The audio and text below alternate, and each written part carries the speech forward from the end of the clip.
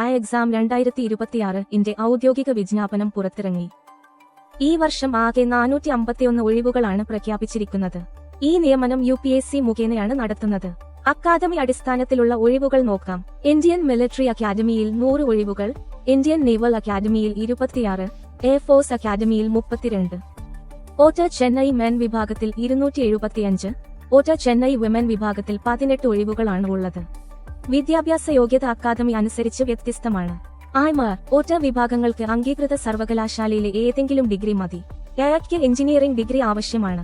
Air force academic physics, maths ഉള്ള ഡിഗ്രിയോ engineering ഡിഗ്രിയോ വേണം. Final year വിദ്യാർത്ഥികൾക്കും അപേക്ഷിക്കാം. പ്രായപരിധി 2027 ജനുവരി 1 അടിസ്ഥാനമാക്കിയാണ്. ഈന വിഭാഗങ്ങൾക്ക് 19 മുതൽ 24 വയസ്സ് വരെ. എയർഫോഴ്സ് അക്കാദമിക്ക് 20 മുതൽ 24 വയസ്സ് വരെ. കമേഴ്ഷ്യൽ പൈലറ്റ് ലൈസൻസ് ഉള്ളവർക്ക് 26 വയസ്സ് വരെ ഇളവുണ്ട്. ഓട്ട മെൻ വിമൻ വിഭാഗങ്ങൾക്ക് 19 മുതൽ 25 വയസ്സ് വരെ. ശമ്പള വിവരങ്ങൾ വളരെ ആകർഷകമാണ്. പരിശീലന കാലത്ത് തന്നെ 56,100 രൂപ സ്റ്റൈപ്പൻഡ് ലഭിക്കും.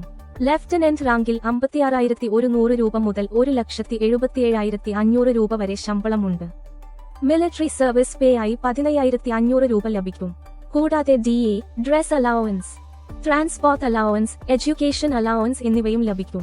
ജനറൽ OBC മേൽ ഉദ്യോഗാർത്ഥികൾക്ക് അപേക്ഷ ഫീസ് 200 രൂപ ആണ്. അപേക്ഷ ആരംഭിച്ചത് 2025 ഡിസംബർ 10 അവസാന തീയതി 2025 ഡിസംബർ 30 വൈകിട്ട് 6 മണി വരെ. എഴുത്ത് പരീക്ഷ 2026 ഏപ്രിൽ 12 നടക്കുക. ഫലം മെയ് 2026 പ്രതീക്ഷിക്കുന്നു. ഈന എയർഫോഴ്സ് അക്കാദമി വിഭാഗങ്ങൾക്ക് English, general knowledge, elementary mathematics 3 പേപ്പറുകളാണ് ഉള്ളത്. ഓരോ പേപ്പറിനും 100 മാർക്ക് വീതം. ആകെ 300 മാർക്ക്. ഓട്ട വിഭാഗത്തിന് ഇംഗ്ലീഷ്, GK മാത്രമാണ്. ആകെ 200 മാർക്ക്. തിരഞ്ഞെടുപ്പ് 3 ഘട്ടങ്ങളിലായാണ്. ആദ്യം UPSC നടത്തുന്ന എഴുത്ത് പരീക്ഷ, രണ്ടാമതായി SSB ഇന്റർവ്യൂ 2 ഘട്ടങ്ങളിലായി നടക്കും. അവസാനം മെഡിക്കൽ എക്സാമിനേഷൻ. ഓരോ തെറ്റായ ഉത്തരത്തിനും 0.33 മാർക്ക് നെഗറ്റീവ് മാർക്കിംഗ് ഉണ്ടാകും.